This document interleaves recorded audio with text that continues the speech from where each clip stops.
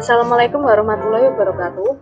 Kami dari kelompok 3 KKN Uniska 2021 dengan dosen pembimbing lapangan Bapak Insinyur Pramuji Setiautomo mempersembahkan sosialisasi dengan tema COVID-19. Perkenalkan anggota-anggota kelompok kami, diantaranya Fiantin Maharani, Cindy Alvita Wardani, dan Fenyandini Putri Mayanti. Pada bab pertama, kita perlu mengetahui apa itu virus corona penyebab COVID-19. Jadi, apa itu COVID-19? Penyebab dari COVID-19 adalah virus yang tergolong dalam famili coronavirus. Coronavirus merupakan virus RNA strain tunggal positif, berkapsul, dan tidak bersegmen. Coronavirus yang menjadi etiologi COVID-19 termasuk dalam genus beta coronavirus. Umumnya berbentuk bundar dengan beberapa pleomorfik dan berdiameter 60-140 nanometer. Selanjutnya yaitu bagaimana virus COVID-19 itu bisa ditularkan dan bagaimanakah cara penularannya. Masa inkubasi COVID-19 rata-rata 5 hingga 6 hari dengan range antara 1 dan 14 hari, namun dapat mencapai 14 hari. Resiko penularan tertinggi diperoleh di hari-hari pertama penyakit disebabkan oleh konsentrasi virus pada sekret yang tinggi. Orang yang terinfeksi dapat langsung menularkan sampai dengan 48 jam sebelum onset gejala presimptomatik dan sampai dengan 14 hari setelah onset gejala. Periode presimptomatik karena memungkinkan virus menyebar melalui droplet atau kontak dengan benda yang terkontaminasi. Cara penularan COVID-19. COVID-19 utamanya ditularkan dari orang yang bergejala ke orang lain yang berada jarak dekat melalui droplet. Droplet merupakan partikel berisi air dengan diameter lebih dari 5-10 nanometer. Penularan droplet terjadi ketika seseorang berada pada jarak dekat dengan seseorang yang memiliki gejala pernapasan, misalnya batuk atau bersin, sehingga droplet berisiko mengenai mukosa, mulut dan hidung atau konjungtiva mata.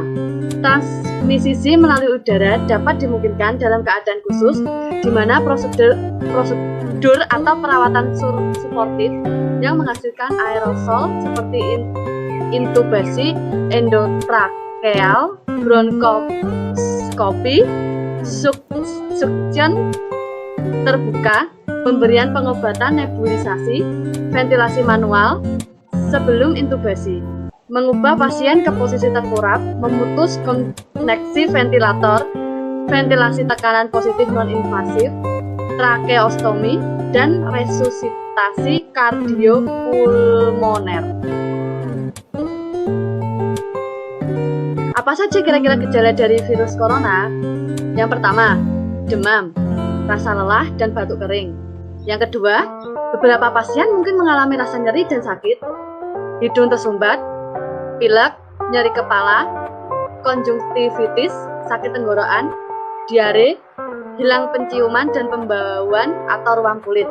Yang ketiga, orang lanjut usia atau lansia, dan orang dengan kondisi medis yang sudah ada sebelumnya seperti tekanan darah tinggi, gangguan jantung dan paru, diabetes, dan kanker berisiko lebih besar mengalami keparahan. Nah, setelah penjelasan kami sebelumnya, kami ingin menyampaikan bahwa mencuci tangan dengan sabun dan air mengalir serta bilas setidaknya 40-60 detik, cuci dengan air dan keringkan dengan handuk bersih atau kertas sekali pakai. Jika tidak ada fasilitas cuci tangan, dapat menggunakan pembersih tangan berbasis alkohol atau hand sanitizer minimal 20-30 detik. Menutup mulut dan hidung ketika bersin atau batuk menggunakan tisu atau sisi dalam lengan atas. Tisu yang digunakan dibuang ke tempat sampah tertutup dan cuci tangan dengan sabun dan air mengalir setelahnya atau menggunakan hand sanitizer.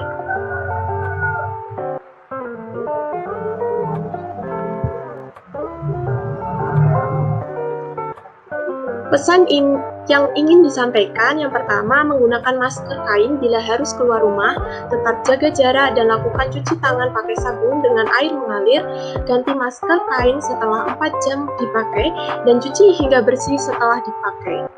Ketika memiliki gejala saluran napas, gunakan masker dan berobat ke fasilitas layanan kesehatan. Dan selanjutnya melakukan kebersihan tangan rutin, terutama sebelum memegang mulut, hidung, dan mata.